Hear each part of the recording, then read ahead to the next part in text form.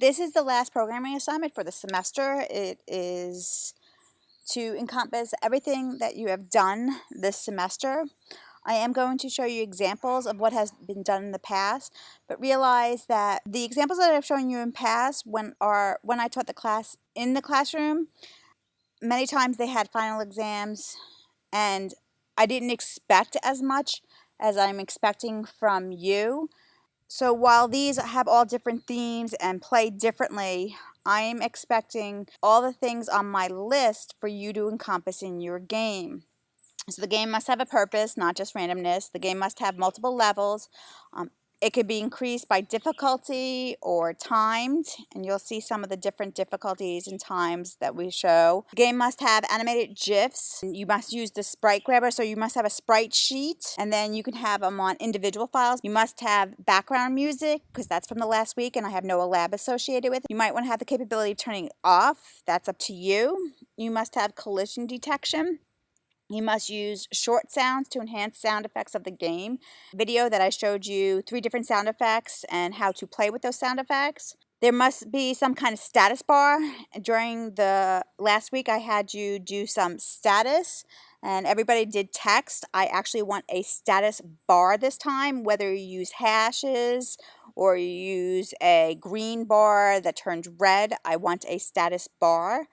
You must import some new fonts and they have to be readable. A lot of you are using fonts that are too small. They're very hard for me to read. You might say, Professor Pollack, you're 45 years old. How big do you want us to make it? So make sure that they're readable on the screen. You have to use transparency, whether it's using PNGs that have transparencies already built into them or whether you're using BMPs and using alpha transparency. I don't care. You have to use it. You have to use the rotation and scaled. So I want you to see not only draw bitmap, but I also want you to see draw rotation and draw scaled or the combination rotation scaled.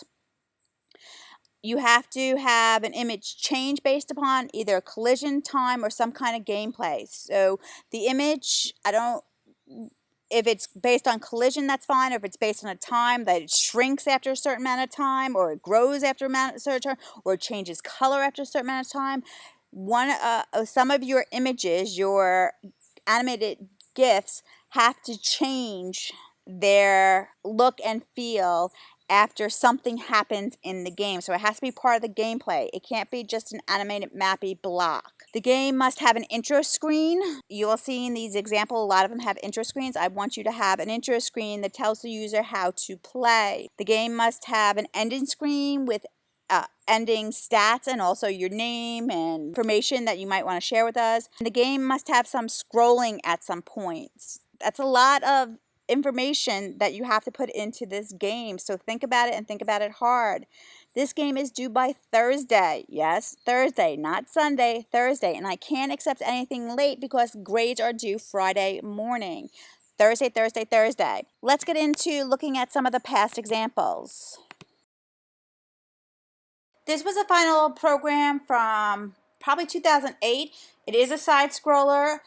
You could not use the Guy BMP because we used it. You notice how there is animated blocks.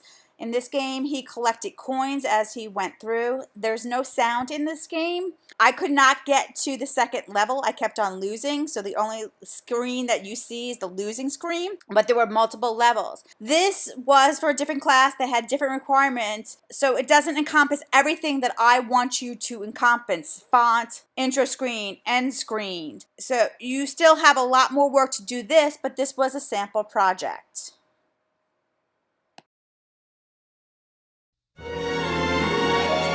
Now this game was obviously from the Star Wars example I showed you last time. This part had the side scroller and then went into a more traditional, they created a 3D kind of version game, but this was the side scroller points. And then he flew the ship. Now, at the time that he submitted the program, I'm almost positive, it's been years, I thought there was enemy ships and he had to fire at them. But for some reason, I couldn't get the enemy ships to work when I was making the recording. So the intention was to destroy the Death Star. What you would need to do is you would need to have the killing of the ships, because there are some parts missing because we don't have any collision detection happening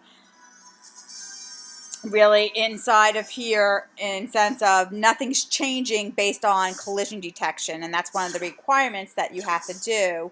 But he has the music, he has the intro, and he has the ending screen. If you had to kill things, you would want to say at the end how many things that you had killed.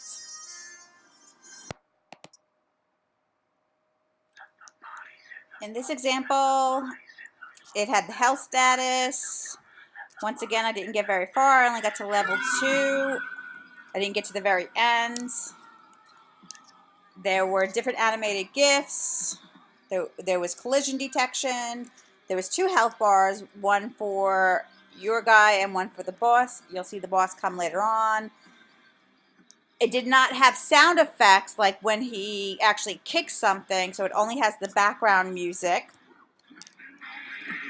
which drove me kind of nuts, but that's fine. It was Chuck Norris against the world or something like that.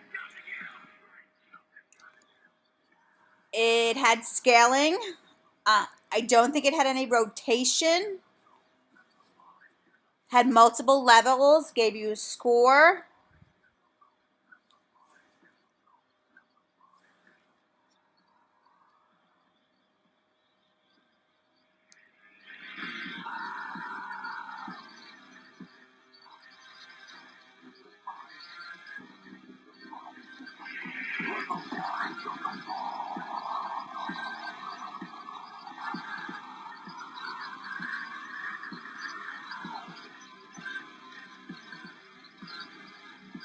If it got to the next level, there would have been more enemies coming from the left and the right. You'll see the boss come in soon from the left, but I die.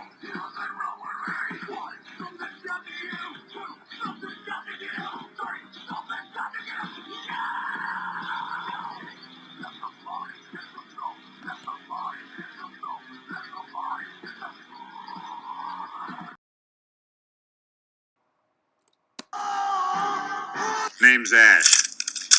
This game was, I had to pay for different things, put it on to try to kill the zombies, and I was Ash, and I didn't have an enter screen to tell me all the rules, so I looked in the code. I was able to kill them with swords.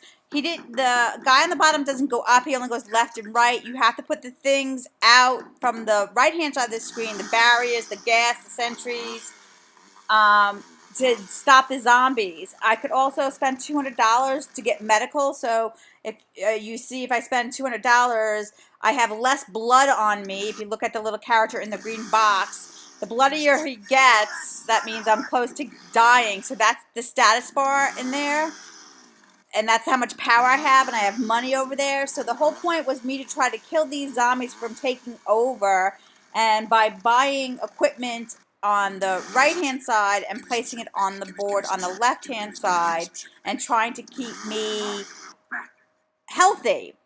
And I can buy medical supplies, but eventually I run out of money. And this one, it gets harder and harder and harder, so you eventually just die. So there's really no ending. What the other thing at the end is, I don't think he tells me all the zombies that I killed, but you can see that I get kind of disgusting at the end. He actually created all the artwork in this because he was a double major in art and computer science. So he put a lot of work into this game. The only thing that really is missing here, it was the scrolling. But at the time when he did his game, scrolling wasn't not a requirement. If you heard just a second ago, every time I take medicine, the $200, it says, give me some sugar to try to make me feel better. So he has the sound effects. He doesn't have background music, so it would have been, he could have had background music. You can see I have $203. I'm getting really bloody.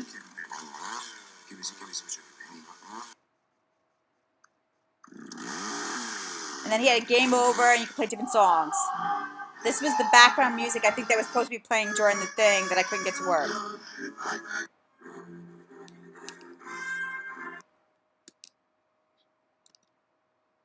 and he saved a file of best scores.